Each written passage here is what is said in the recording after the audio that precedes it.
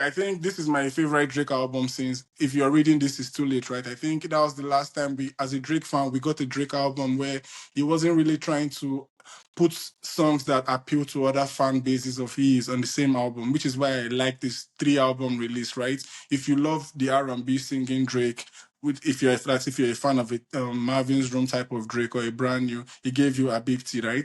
And if you love the Rich Baby Daddy type of Drake, the uppity in my feelings, he gave you the Maid of Honor, right? And he gave us, we his hip hop fans, from his day one hip hop fans, an Yeah. album like Iceman, which is full of raps, and that's what we know and love Aubrey Drake for. I think he basically reminded everyone to say like, yo, if I dust off the pen, I think I'm still everyone's daddy in this thing, right? So don't let 2024 fool you or anything. I'm still the top dog in this, and I think the sales have shown that. So I think this is Drake's most cohesive hip hop album for me in a long while. I think he needed the pressure of 2024 to refocus, right? I think he was floating at the top, basically unchallenged, and I think he just needed a little bit of although it was not a little bit, it was a lot, but It was he a has lot. somehow it was a somehow like he says on his album, he's a corporate America hit survivor, right?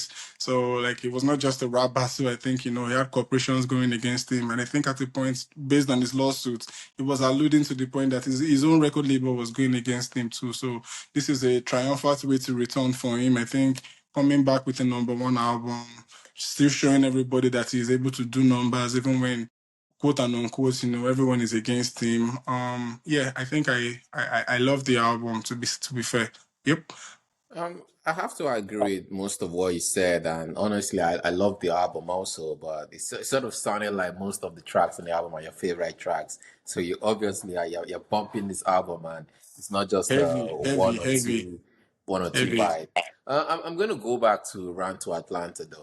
Mm-hmm. As you said, Kendrick dropped the band about when you need a hit, he run to Atlanta, and then he Mm-hmm. rides on that vibe and gives us a hit, but still playing, like wordplay in terms of ask Atlanta about my run.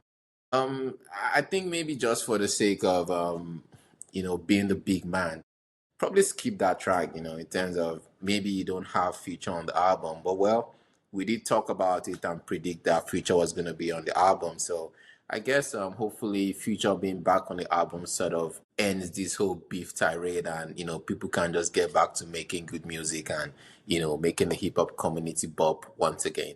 Yep. Yep. So I have to say, the album has been really, really impressive, in terms of Johnny Shot the F Up and Run to Atlanta, Make Them Pay. Those are the tracks I've actually been bumping on a day-to-day basis.